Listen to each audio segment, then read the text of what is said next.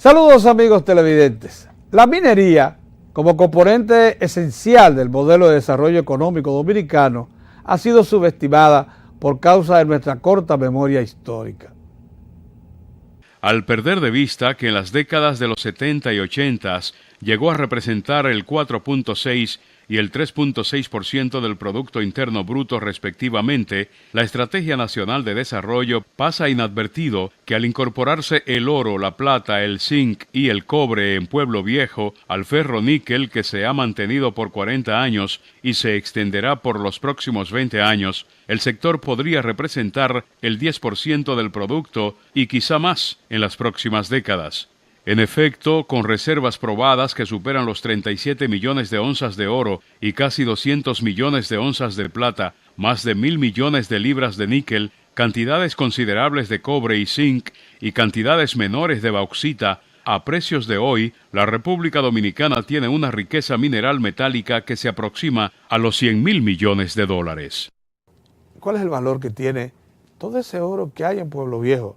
Todo ese oro que se está extrayendo de las lagunas y todo el oro que pudiera extraerse también como secundario en Cerro Maimón, aproximadamente. Mire, las reservas mineras que tenemos hoy día en oro, plata, ferroníquel, cobre y zinc están en el orden, al día de hoy, al precio de los metales de hoy, cerca de 65.000 millones de dólares.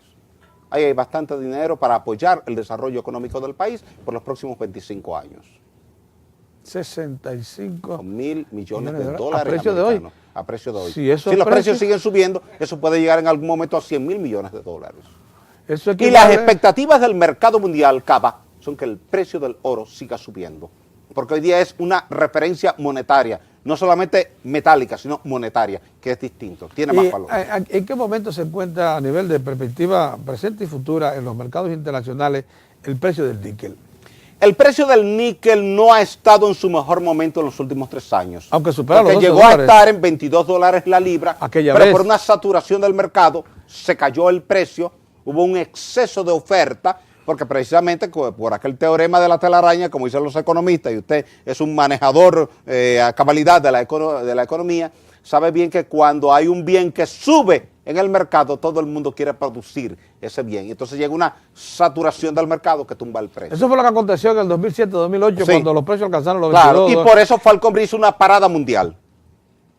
Paró toda su producción. Pero en ese momento aportó al Estado Dominicano, por efecto del contrato vigente, en unos 500... Cerca de 500 millones de dólares aportó. 500 millones de dólares. Claro. Si el precio del níquel volviese a colocarse cerca de $20 la libra, el Estado podría recibir de esa explotación cerca de 400 a 500 millones de dólares por año. En el 1976, cuando disponíamos de oro, plata, ferroníquel y bauxita, la minería aportó el 6% del Producto Bruto Interno, su más alta participación histórica hasta ahora, pero durante el periodo 2000-2007, sin el oro, la plata, el cobre y la bauxita, y solo con ferroníquel, la minería aportó el 27.6% de las exportaciones tradicionales totales. Bien, la minería metálica en la República Dominicana es un proceso de extracción a cielo abierto. No es subterránea porque el mineral está cerca de la superficie. Siempre que un determinado mineral, metálico o no metálico, está cerca de la superficie, se prefiere esa metodología porque es de más fácil acceso, es más segura, es menos costosa y es más fácil de corregir cualquier anomalía que se pueda presentar durante el proceso. Por eso toda la explotación metálica en República Dominicana, ferroníquel, oro, plata, cobre, zinc, se hace a cielo abierto, en superficie. No hay necesidad de hacer túneles. Ahora bien, para el caso de extraer el oro y la plata, que mucha gente se pregunta, pero si voy a la mina y no veo el oro, ¿dónde está el oro? El oro es una partícula microscópica que está atrapada dentro de una molécula de pirita. La pirita es un sulfuro de hierro cristalizado, que tiene un átomo de hierro y 2 átomos de azufre. Pero también hay esfalerita, que es un sulfuro de zinc, que tiene un átomo de zinc y un átomo de azufre. ¿Qué quiere decir esto? Que cuando ellos llegan al frente minero, hacen una perforación, cargan un agente explosivo, nitrato de amonio, mezclado con fuel oil, se produce la detonación, se fractura la roca. Y esa roca fracturada es cargada a un camión, se lleva a una trituradora, se rompe en pedazos pequeños, una correa transportadora, lo lleva a una trituradora secundaria, de ahí va a molienda hasta llegar a tamaño de arena. Y una vez que está en tamaño de arena es atacada con cianuro de sodio. El cianuro tiene la particularidad de que disuelve el oro y la plata, lo convierte en una solución líquida. Y a partir de ahí usted filtra eso, lo clarifica, bota esa arena, la manda a la presa de Colas y usted se queda con el líquido. Permítame una pequeña interrupción. ¿Desde cuándo existe se identificó el cianuro como un separador eficiente y probablemente el único eficiente que se conoce desde entonces hasta hoy para separar el oro y la plata de cualquier otro? ¿Desde cuándo? Desde hace más de 100 años. Recuerde que los alquimistas en la Edad Media siempre estuvieron buscando cómo convertir el plomo en oro y cómo recuperar el oro que era tan pequeño que no lo podían extraer por otra metodología. Comenzaron primero probando con el mercurio y hacían una amalgama, porque el mercurio tiene la particularidad también de disolver el oro y colocarlo dentro del cuerpo del mercurio. A partir de ahí después se descubrió que el cianuro tenía la Eso fue en el siglo XIX. Sí, que pero tenía pero lo que quiero determinar, y esto es un recado a los ambientalistas y a los fundamentalistas que quieren que todo recurso de oro y plata, cobre y zinc, cualquier mineral se quede enterrado antes que extraerlo, que nunca se ha conocido que el cianuro usado para tales fines no sea separable o puesto a prudente distancia de los humanos para que no haga daño. Mire, es importante que la comunidad ambiental nacional e internacional esté consciente, Cava, que si no tuviésemos oro, no tuviéramos el desarrollo tecnológico del mundo de hoy. Esas cabras de televisión trabajan con chip, que son de oro. Su teléfono celular trabaja con chip, que son de oro. Las computadoras donde muchos ambientalistas redactan notas en contra del oro, están apoyadas en chip de oro. Por tanto, sería un contrasentido pedir que la herramienta básica del mundo de hoy para el desarrollo tecnológico sea eliminada, porque entonces volveríamos a la era del Neandertal. Volveríamos a la era de las cavernas y sé que ellos tampoco quieren volver a la era. Lo que yo digo es que el cianuro resultante del proceso se diluye o simplemente va a parar a lugares seguros. Mire, el cianuro tiene una gran particularidad. Así como es altamente tóxico, él es altamente fotodegradable. Usted pone el cianuro frente a la luz solar y él se degrada solo en 6 meses. Pierde toda su propiedad tóxica. Por eso en las presas de colas, en las empresas mineras, se lleva el residuo a una presa de colas que tiene un área expuesta a la radiación solar y el sol actuando diariamente sobre ese residuo cianurado degrada el cianuro y luego usted termina todo. Recuerde que don Francisco Álvarez Castellano, amigo suyo y mío, cuando era vocero de Rosario Dominicana, por allá por los años 80, para demostrarle a la gente que el cianuro era fotodegradable, él llevaba periodistas, diputados, senadores, gobernadores, síndicos, etcétera, allá a la mina. Yo le acompañaba a eso, por eso puedo certificarlo, y le decía, mire, para probarle que lo que se dice, que esa agua está contaminada con cianuro y que eso es tóxico, yo me voy a tomar un vaso de agua. Y él le decía a uno de ellos, présteme un vaso plástico, y tomaba un vasito plástico. De la presa en presencia de toda la gente que llegaba ahí, en presencia de Aníbal Herrera, en presencia de todos los periodistas que llegaban. Tomaba un vaso de agua, se lo tomaba, porque realmente no es tóxico después que está expuesto 6 meses. Ahora, si alguien lo toma inmediatamente, evidentemente que produce un efecto. O sea que lo que quedó embalsado en la presa, en la primera de las 2 presas de Rosario Dominicana, que es en Mejitas, ¿no? Eso no es peligroso, eso es lo que es arena. No, ahí ya lo que queda es arena. Arena con un poquito de agua ácida, del agua que cae cada día por la lluvia y que corre y se acumula. Pero todo lo que hay es sedimento. Más del 90% del volumen de la presa de Colas de Mejitas es sedimento arenoso. Bien. A partir de este año 2013, el gigantesco proyecto de Compañía Minera Pueblo Viejo en Cotuí, que aportará oro y plata, el incremento de la producción de ferroníquel y el reinicio de la exportación de bauxita, que se unirá a las exportaciones de cobre en Cerro Maimón y de oro y plata de las lagunas, convertirán a la República Dominicana de nuevo en una potencia mundial de estos minerales. En Pueblo Viejo, como Rosario lo que procesó fue material contenido en óxidos, en Pueblo Viejo, sin embargo, lo que está procesando es material mineralizado contenido en sulfuros. Bien, por tanto, se ha tenido que utilizar una tecnología, para que usted nos la resuma, para poder regresar esos sulfuros a óxidos y entonces aplicar de nuevo el cianuro, porque aquí no hay ciencia nueva. ¿Cuál es lo que se hace? La naturaleza tiene la particularidad de oxidar los metales por la asociación entre el metal y el oxígeno. Entonces, todo material que está expuesto a la superficie se oxida. La bicicleta de su niño, que está en el patio de la casa por 6 meses, se oxida. Las barras que hay en el balcón de su casa, cerca del malecón, se oxidan. Eso pasa con los metales, eso pasa con la pirita, la esfalerita, pasa con el hierro, se oxida. Ahora, el material que está debajo no recibe la radiación solar ni recibe el agua de la lluvia porque está protegido por la capa de arriba y ese queda fresco, no se oxida. Entonces, ¿qué hizo Barry? Después que usted removió la parte oxidada, expuso el mineral fresco. Correcto. Y ese mineral fresco ahora hay que oxidarlo como lo oxidó la naturaleza en millones de años. Y para hacerlo rápidamente, ¿qué se hace? Se lleva a un proceso de oxidación a presión en una autoclave. Se toma el mineral ya pulverizado, ya llevado a tamaño de arena, se entra en ese autoclave, se aumenta la temperatura y usted sabe que por la ley de los gases ideales, la temperatura es directamente proporcional a la presión, como una olla de presión cualquiera. Sube la temperatura, sube la presión, sube la presión, sube la temperatura. Son directamente proporcionales. Eso quiere decir que en la medida que usted comienza a subir la temperatura, sube la presión y esas dos acciones directas sobre ese mineral sulfuroso lo oxida rápidamente y libera el oro. Y entonces al estar ¿Y dónde va a parar el óxido sulfúrico? Eso va a el ácido, no, en este caso no se libera el ácido sulfúrico, sino que el azufre se mezcla con piedra caliza y al usted mezclar azufre con piedra caliza, que es carbonato de calcio, termina produciendo un sulfato de calcio que es yeso. Y el yeso tiene cualquier uso industrial. Y no tiene residuos en lo de absoluto, sulfato. en lo absoluto. Bien, lo que quiere decir que Barrick y Goldcorp están aplicando, no creo yo que sea una tecnología recién descubierta, No, sino no. que, bueno, la aplicaron ahí con los costosos que Pero se es. usa en todas las minas del mundo que son minas sulfurosas. Bien, entonces ellos lo que están es eliminándonos, por lo que usted me está diciendo, un peligro.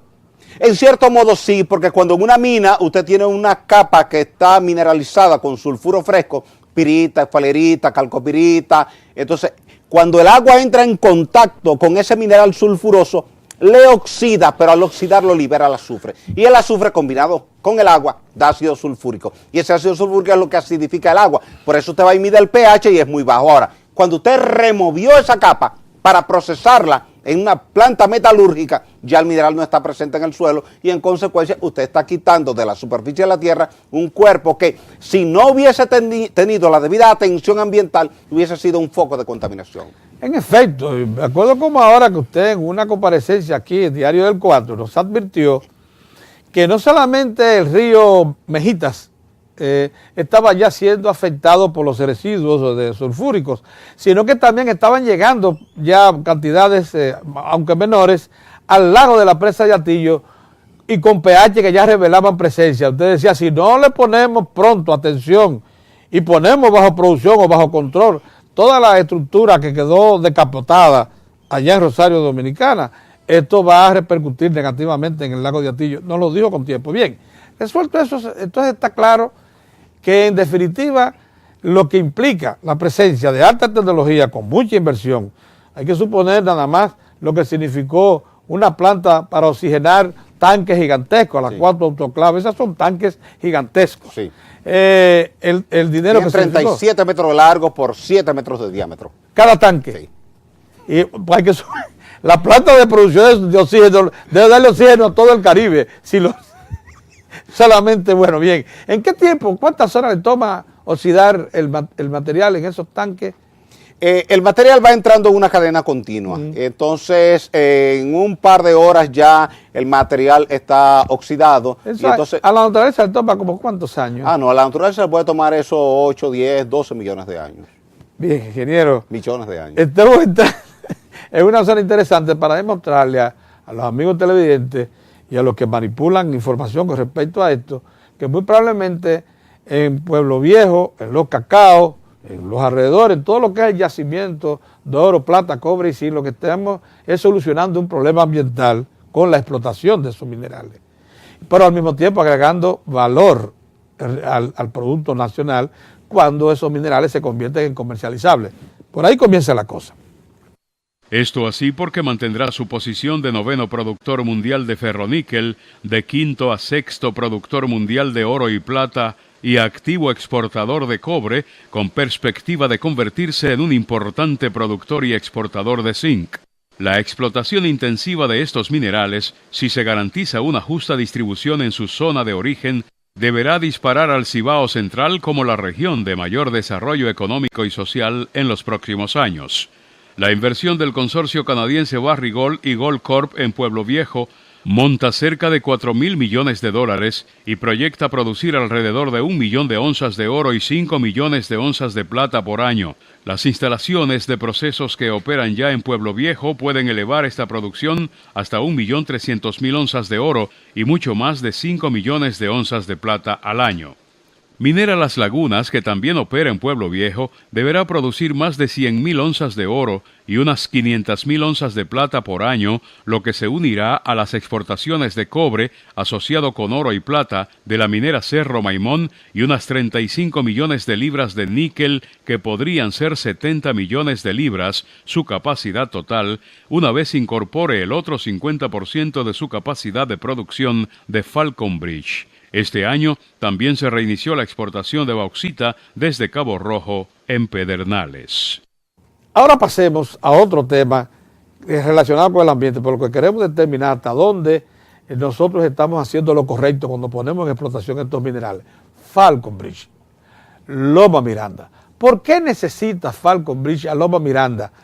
Primera cosa, eso debemos aclarar. Y en segundo lugar, ¿está Loma Miranda ubicada en algún sitio que haga daño a lo que son nuestro hábitat más preciado, o que lo que se raspe de Miranda sea tan necesario que transforme el clima y el ambiente de La Vega, como se ha dicho, y del Valle del Cibao? Mire, el tema de Loma Miranda es un tema bastante interesante porque se han dicho muchas cosas que no se corresponden con la realidad geológica, mineralógica, hidrológica, hidrogeológica, meteorológica y ambiental de la zona. Yo creo que cualquier discurso ambiental tiene que estar sustentado siempre sobre la verdad científica. En la medida en que usted es capaz de plantear un discurso que es válido hoy y mañana, en esa medida la sociedad cree en usted.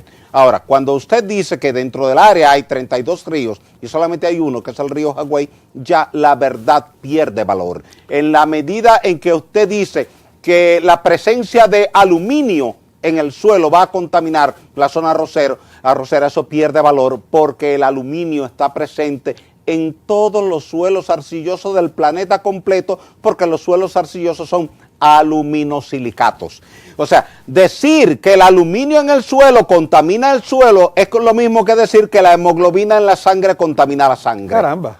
Que no es verdad. Entonces, hay mucha gente que de buena fe, con buena intención, con el mejor deseo, quiere plantear un discurso de protección al medio ambiente, pero sin el debido conocimiento científico, mineralógico, hidrogeológico, y entonces eso hace que su discurso pierda fuerza. Lo primero que dicen es que van a implantar una mina ahí. Ahí no se va a implantar una mina. No, ahí lo que se va a hacer es remover el material, transportarlo a la planta de Bonao, como se hace en la zona de Loma Ortega, y no es verdad que eso tenga que ver con el clima. Mire, si usted compara el área deforestada por una actividad minera en Bonao, en La Vega... En Loma Ortega. En Loma Ortega, por ejemplo, y la compara con el área deforestada en Santo Domingo, donde tenemos el área urbana.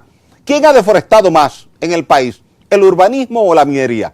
Vaya a ver la deforestación en Santiago, la deforestación en La Vega, por un asunto de expansión urbana, ha sido 20 veces superior a la deforestación en La Vega por la explotación minera en Loma Ortega. Entonces, yo creo que no es justo cargarle el cambio de temperatura a una actividad minera cuando en el mundo entero, desde el año 94, cuando nos reunimos por primera vez en Sao Paulo, en el Instituto de Pesquisas Espaciales de allá, de San José dos Campos, una reunión mundial para discutir la preocupación que había por el tema del cambio climático. Aquella reunión era convocada por el IPCC, era el panel intergubernamental para el cambio climático, que ya estaba advirtiendo a todos los países que había un efecto de calentamiento en todo el planeta. Entonces no creo que sea justo, que sea sensato cargarle el incremento de temperatura a la actividad minera. En Loma Ortega ya prácticamente concluyó los trabajos de extracción, le queda muy poco tiempo. Y más del 50% del área minada ha sido reforestada. La que no ha sido reforestada son los frentes abiertos. Los mismos campos de arroz que se dijeron que iban a desaparecer están ahí. Pero claro, al pie de Loma Ortega. Y hoy día son mayores que 20 años atrás. Y hoy día son mayores. Son mayores que ven, entonces. Sí, porque se extendió el cultivo. Pero evidentemente. Es más, Loma Miranda está al lado de Loma Ortega. Claro. Y tienen también a Rosales a sus cercanos. O sea, el discurso, mire, yo soy tan preocupado como el que más por el medio ambiente, y a usted le consta, porque desde que Balaguer nos nombró en la Comisión Nacional para el Medio Ambiente, hemos estado trabajando en el tema minería, medio ambiente, y hemos tenido que escribir muchos trabajos sobre ese tema, y yo creo que uno siempre debe predicar con la verdad. Y con Cuando sí. se dice que con el agua del río Jagüey se irrigan 122,000 tareas, es faltarle a la verdad, porque el arroz necesita 1.5 litros de agua por segundo por cada hectárea. Entonces usted necesita para irrigar una zona de 122,000 tareas, un río que le aporta exclusivamente para eso 12 metros cúbicos por segundo, y el río Jagüey tiene medio metro cúbico por segundo. Entonces usted necesita, oiga bien, 24 ríos como el Jagüey para usted irrigar una zona arrocera como esa. Mucho menos decir que por la Loma de Miranda, por ahí pasan los ríos Jima y Camú. No, el río, eso dijo el diputado, está muy distante. Eso dijo el diputado por Jarabacoa, el líder de la bancada del Partido Reformista. Ramón Rogelio Genao. Y también, quizás alguien le suministró la información y también el obispo Camilo. Creo que esas informaciones siempre hay que verificarlas. Siempre es bueno ir al campo, verificarla, ir con un plano cartográfico. Pero él es de allá, por favor. Lo que yo creo es que en esto hay una mezcla entre sentimiento social, populismo y desconocimiento. Y entonces cuando se mezclan esas tres variables, el resultado final también, no es el mejor. También el deseo, que es el caso del senador por La Vega y del obispo católico de La Vega, de mantener su feligresía satisfecha con un discurso que se le asemeje. Mire, importante que usted señale eso, porque tengo el conocimiento de que algunos líderes comunitarios han hecho presiones sobre la iglesia y sobre los congresistas para que se pronuncien, y los han obligado a emitir declaraciones públicas en la dirección en que ellos quieren, y entonces ellos entienden que si no emiten la declaración podrían ser rechazados por la feligresía y por la comunidad. Y yo creo que, ¿por qué no se organizó nunca un debate sobre este tema?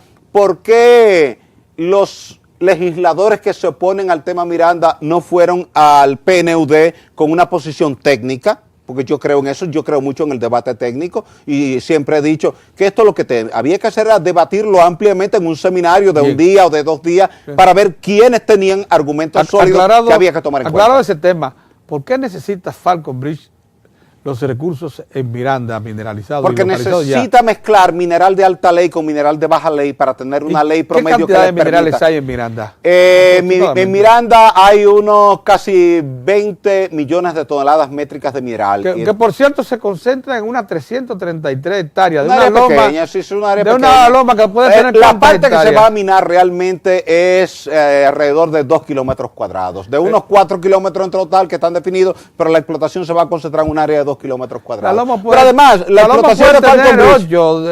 explotación de Falconbridge ha estado al lado del río Yuna toda la vida, desde el año 71. ¿Puede algún legislador de La Vega o de Bonao mostrar un daño al río Yuna con la explotación de Falconbridge en Bonao al lado del río Yuna? Ese es el mejor ejemplo. Ese es el mejor ejemplo. O sea, yo creo que no hay que discutir. Cuando usted va al río Yuna y ve la planta justo al lado del río Yuna y usted muestrea el agua, la manda al laboratorio para un ensayo hidroquímico para medir el pH, los sólidos disueltos, medir los metales pesados en dilución, la demanda bioquímica de oxígeno, y usted se va a encontrar que todos los parámetros están dentro de los estándares.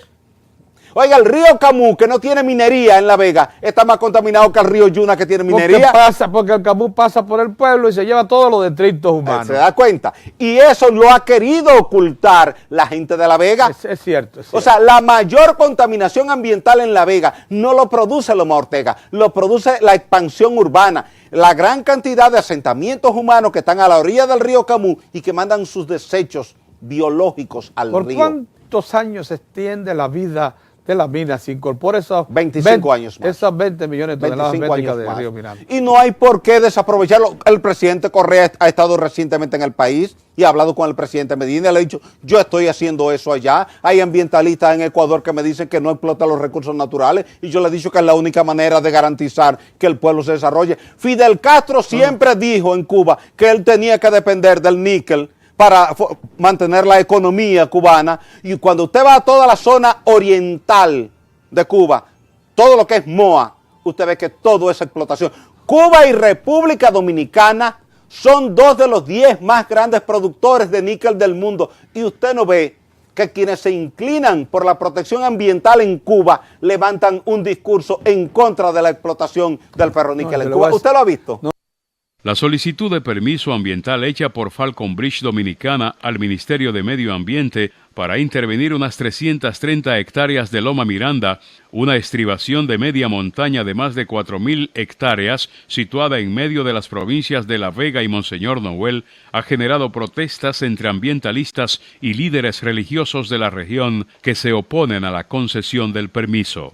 Me parecería que usted y yo no creemos en los ambientalistas.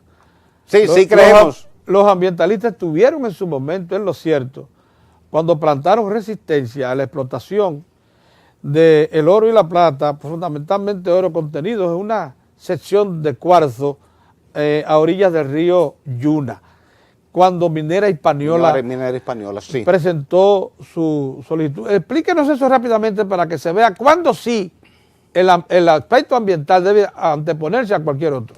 Cuando Minera Hispaniola le planteó al presidente Joaquín Balaguer en la década de los 90 a explotar en la zona que está cerca de la confluencia entre el río Yuna, el río Blanco y el río Las Avispas, aquello nos llegó a la Comisión Nacional para el Medio Ambiente, lo evaluamos y al ver la ubicación que estaba allí, que tenía mayor potencial hidrológico que minero, porque estábamos hablando de reservas por debajo de 1 millón de onzas de oro, entendimos que no tenía sentido social, ambiental, económico ni político autorizar una explotación minera en una zona que es de vital importancia en términos de producción de agua. Y le recomendamos al presidente Balaguer que el cuarzo casi se podía ver desde la orilla del río, muy pegado al río, evidentemente, sí, iba a afectar. No, iba a afectar al río y entendimos que no procedía, y por eso la recomendación de la Comisión Nacional para el Medio Ambiente, que en ese entonces el director ejecutivo era el doctor Antonio Tomén, un gran ambientalista que sí tenía una visión muy clara respecto a qué se podía hacer y qué no se podía hacer, porque nunca lo vio con fundamentalismo, sino con la verdad científica. Y así es que se debe predicar la filosofía ambiental. Como el oro, la plata, el cobre, el zinc, se concentran en lo que yo llamo el distrito minero central. El distrito minero. Que va desde provincia La Vega, provincia Monseñor Noel, provincia Sánchez Ramírez y provincia de Monte Plata. Eso es un distrito minero. Eso es envidiable para cualquier país. Eso es zona suavemente alomado, eso no es cordillera. Por eso se requiere un plan de ordenamiento territorial, porque si aquí hubiese un plan de ordenamiento territorial, esa zona hubiese sido caracterizada como distrito minero y se hubiese dado prioridad a la actividad minera.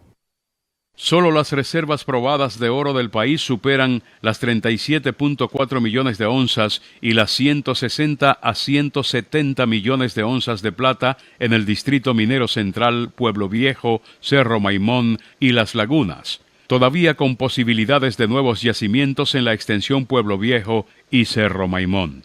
Las dos explotaciones recientes. Se trata de la compañía minera dominicana o Cerro Maimón. Ahí hay una inversión preciosísima, unos 100 millones de dólares, que están produciendo cobre y un subproducto, llaman ellos, oro y plata, un subproducto. Hay que ver entonces lo rico que es ese yacimiento en cobre para considerar subproducto oro y la plata. ¿Desde cuándo está? Ya tiene unos 2 años y medio en explotación, el país se ha estado beneficiando. Estamos presentes en el mercado mundial del cobre. Entonces. Claro. Somos exportadores. Tanto que atrajimos a China inmediatamente. Desde que China nos vio como productores de cobre, vino para acá. Y compró la mina. Yo quiero participar en ese proyecto. Y terminó comprando. Además de ser la receptora de todo el cobre que sale de Cerro Maimón. Y quiere seguir participando en otros proyectos en el país. ¿Así? ¿Qué quiere decir esto? Que nosotros estamos en el mapa mundial de la minería. Aunque somos un país muy pequeñito, de 48.442 kilómetros cuadrados, todos los países que compran metales nos ven a nosotros como uno de los grandes productores de metales del mundo, porque estamos entre los primeros 10 en níquel y estamos entre los primeros 10 de oro y plata. Quiere decir que nosotros tenemos ese privilegio de la naturaleza y en consecuencia ese dinero lo que hay que hacer es invertirlo en el desarrollo económico del país. También hay unos australianos produciendo oro y plata. En las lagunas. En la antigua presa de cola de Rosario, que se llama La Laguna. ¿Qué explotan ahí?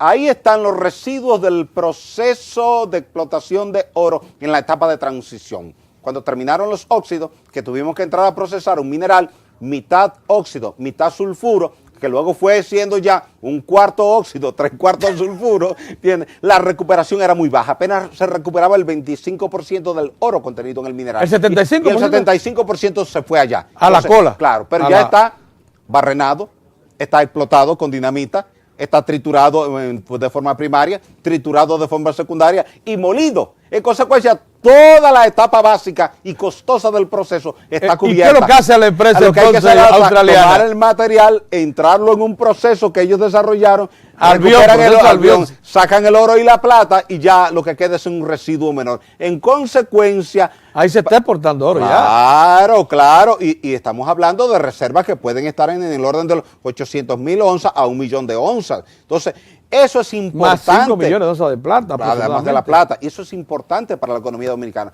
Yo creo que el gobierno dominicano debe prestarle mucha atención a la minería, porque la minería, como lo está haciendo Correa en Ecuador, como lo está haciendo Raúl Castro en Cuba, como lo está haciendo Evo Morales en Bolivia, oiga bien, los países que predican el socialismo están dependiendo hoy día de la minería. ¿Y por qué nosotros no podemos depender de la minería? No, el señor Correa nos dijo aquí una expresión que usted había pronunciado aquí en Diario del 4 hace unos meses. Dijo, mire, el ser humano provoca mayor daño al ambiente que la explotación minera. Pero eso es verdad, yo lo he dicho y lo he escrito muchas veces.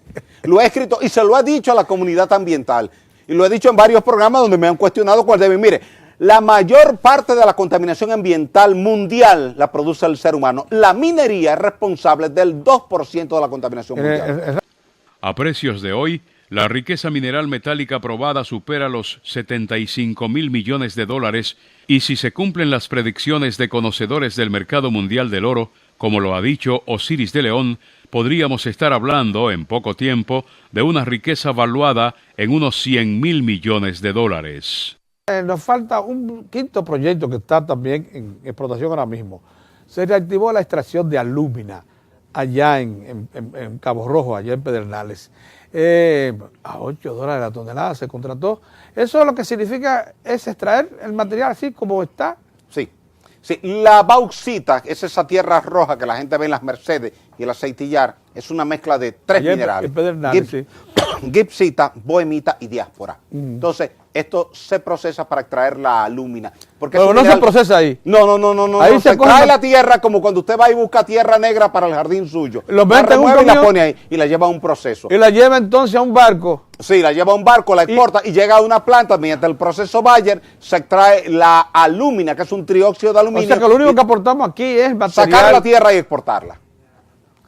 Solamente. Y ahí nos quedan 30 millones de toneladas métricas. ¿Cómo? Sí, 30 millones. A $8. A $8 la onza. Échale el bollo. Sí, eso ayuda mucho al desarrollo de la provincia de Pedernales. Ahora entiendo. En estos momentos, publicaciones tan autorizadas mundialmente como Mining Journal califica el depósito de Pueblo Viejo como el más grande de oro de toda Latinoamérica y la séptima mina más grande del mundo. La misma publicación especializada, Mining Journal, califica a la República Dominicana como el 12º depósito de oro más grande del mundo. Cuando se produjo este reporte, la afamada publicación mundial no estaba enterada de que debajo de la capa sulfurosa mineralizada de Pueblo Viejo, Mur y Los Cacaos, en Cotuí, se ha encontrado una nueva capa, también sulfurosa, rica de los mismos minerales, que incrementaron las reservas en otros 15 millones de onzas de oro. Envire Gold, otra de las grandes exploradoras de metales del mundo, dispone de una concesión de exploración en los linderos de Pueblo Viejo, cuyas perforaciones en profundidad han demostrado que pudiera estar cerca de declarar un nuevo yacimiento de oro y plata. Reservas probables de igual envergadura de oro y plata se proyectan en los yacimientos de Los Candelones, Restauración y alrededores en las provincias de Dajabón y Pedernales y otras de significación en las provincias de San Juan de la Maguana y Elías Piña. De confirmarse la existencia de oro en la cuantía en que la exploradora canadiense Unigold cree posible en Restauración y San Juan de la Maguana, Elías Piña, la República Dominicana podría estar reclamando un puesto entre los 6 mayores depósitos de oro de todo el orbe, tanto a cielo abierto como subterráneo. Me da pena que nosotros hayamos aprobado una estrategia nacional de desarrollo por los próximos 30 años o 20 años y eso no aparezca consignado como tal. Si pensamos en largo plazo, cosas como estas deben ser tomadas en cuenta. Sí, pero es que en las políticas públicas nacionales la minería siempre ha estado ausente. Los bancos no prestan para la minería. Los gobiernos normalmente no ven la minería como un puntal de la economía. Sin embargo, a partir del momento en que la coloquemos paralelamente con la agropecuaria, con el turismo, con la zona franca, vamos a ver un repunte de la minería y un apoyo sustancial del gobierno y de la sociedad a la actividad minera. Ingeniero, ¿cuánto agradecemos esta comparecencia que mucho ha contribuido a precisar, a aclarar lo que es nuestro presente minero y de cómo el medio ambiente puede considerarse tranquilo?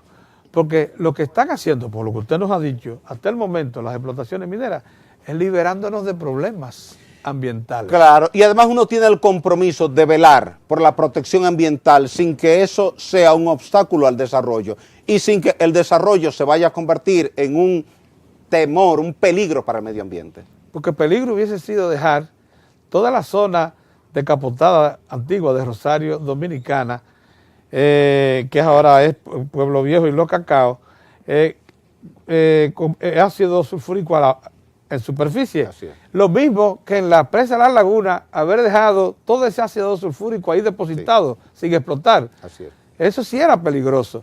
Oigan cómo son las cosas de la vida, ¿eh? Lo que estamos haciendo es remediando daños al ambiente que provocó la minería, ciertamente, pero que con nueva minería más moderna, más responsable, se puede Y con hacer. mayor vigilancia por parte del Ministerio de Medio Ambiente. Que debiera ser el vigilante garantista de todo el proceso. Muchas gracias, ingeniero. Gracias a usted, Carlos. Será hasta una próxima entrega.